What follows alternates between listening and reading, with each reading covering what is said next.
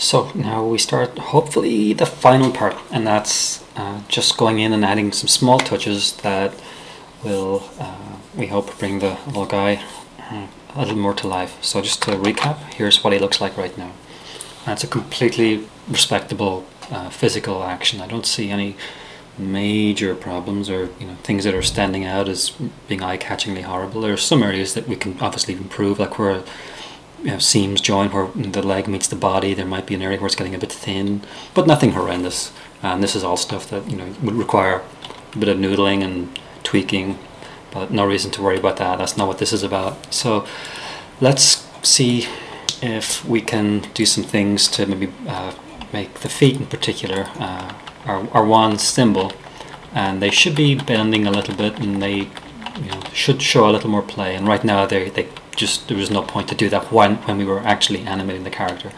So the big thing, of course, would be when the foot lifts off the ground here. You would expect there to be a little bit of drag if he's going to be, let's say, less rigid a character.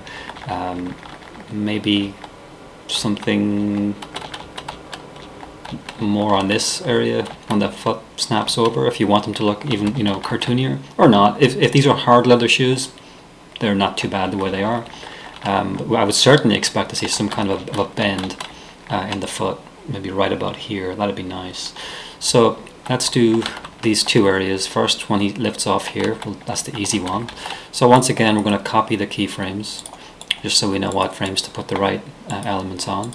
I'm going to go into the foot. This is now going to become a comp, so we will paste our keyframe references there, F6 in all the keys. This is going to be shape tweened. We can get rid of that. So we also need to familiar process now.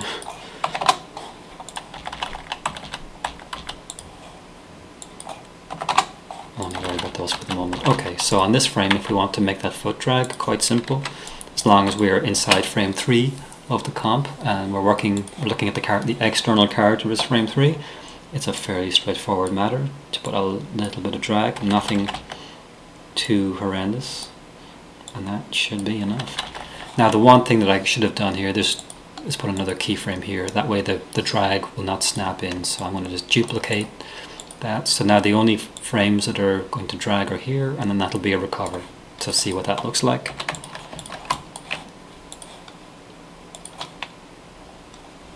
Oops.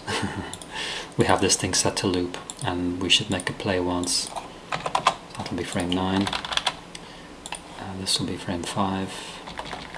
So we'll just repeat that, otherwise it's going to seem to be made of jelly for the entire duration of the walk.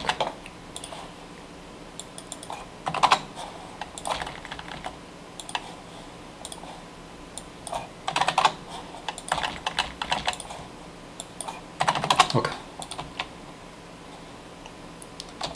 Might be easier to see if I switch off the right foot. So it's there. It's very subtle, but it's just enough to make this thing not seem like it's a piece of static symbol. It's actually doing a little bit too much, I think. Might be a better idea to delay the drag a little bit. The foot's just lifting off the ground here, so let's do that.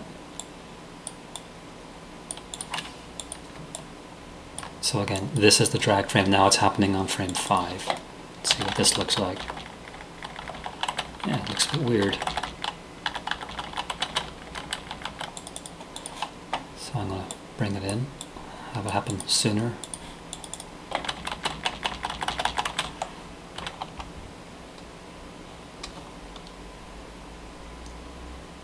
That's better.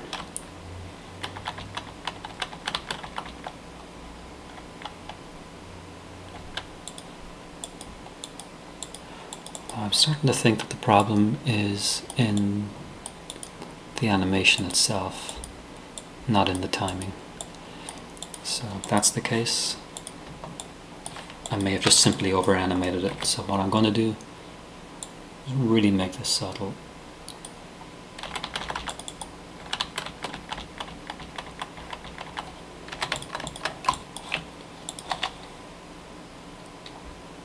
No, it's not moving enough.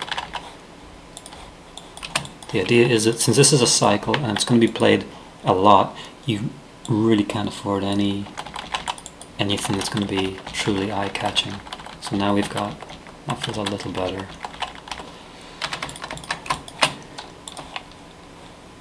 Yes.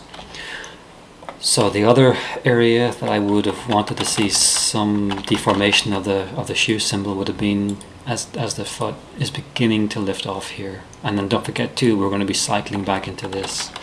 So on this frame, frame 1 and frame 25, we should see more of a modification of the shape of the foot. So, and this will also snap in, of course, to the drag. So this may or may not work. We'll see. So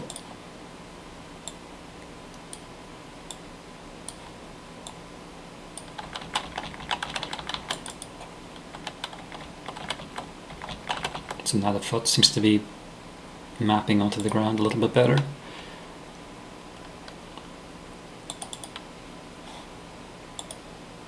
Although it's changed the heel, which might be eye-catching. Let's pull that back in. Okay. And now this foot, since frame 1 is also frame 25, we have to hold down the... oh, silly flash. So we have to hold down the Alt key, copy it onto frame 25 to make it cycle. And now we've got a fairly subtle bending of the foot from the high point into the contact. This is the critical area right here, and that seems to be working all right. Then it's a case of duplicating that onto the right foot. Now I could have used the same symbols for the left and the right foot and mapped one onto the other. I thought it was best for the purpose of demonstration to keep them separate, since that can get a little bit confusing to watch. So the same process here, copy these frames into the foot. Now that we know how much animation is needed, it should be fairly simple to replicate that action on here.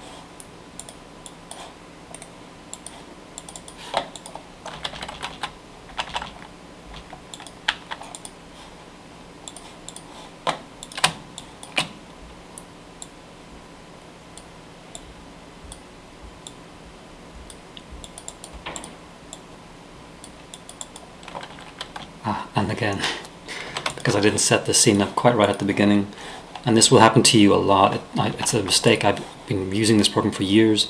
I keep forgetting to do this. Actually, it's as good a time as any. There is a way to synchronize these symbols. You go synchronize symbols. It's kind of tricky, I find.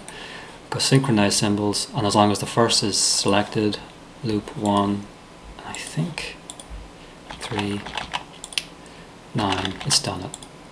13, great, so I don't have to do that thing frame by frame. So now we've got this foot, yes, nice deforming here, and we simply want to add that very subtle, again, drag on the right foot. Not a lot, just enough to make it not feel too much of a symbol. And it's actually overdoing it just a little bit. So I'm going to hold down the Alt key, copy the symbol back to here, just repeat that process, but not even as much this time. It's barely noticeable. Okay. And there we go. I noticed too there's a bit of air coming in here. Some of the shape tweens are falling apart, so this will happen from time to time. So let's go back in. And there actually are no hints here at all, so hopefully we can fix this.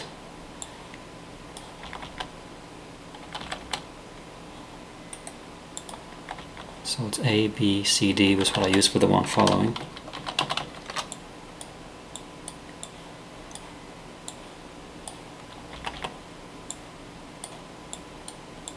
Always be on the lookout when you're shape tweening for little breaks like that. You'll see little flickers of white in the gaps, and that seems to have fixed it. And since I'm doing this, I noticed that glitching too. So Here we go. And to test it again, Control Alt and Enter. Ah, oops. And there we go. Wrong one, sorry. There we go.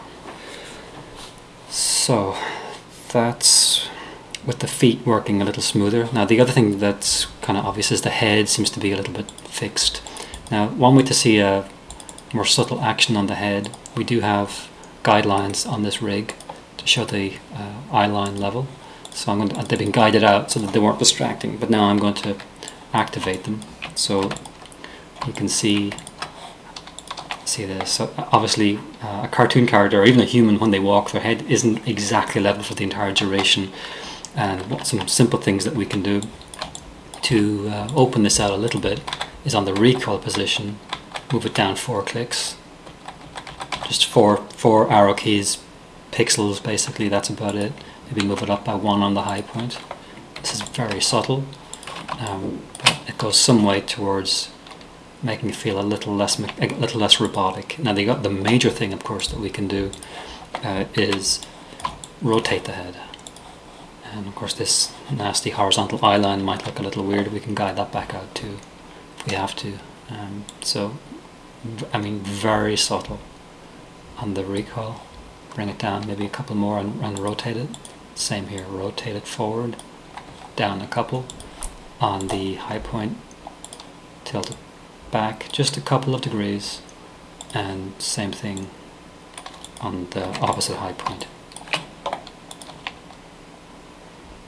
And already you can see a marked improvement.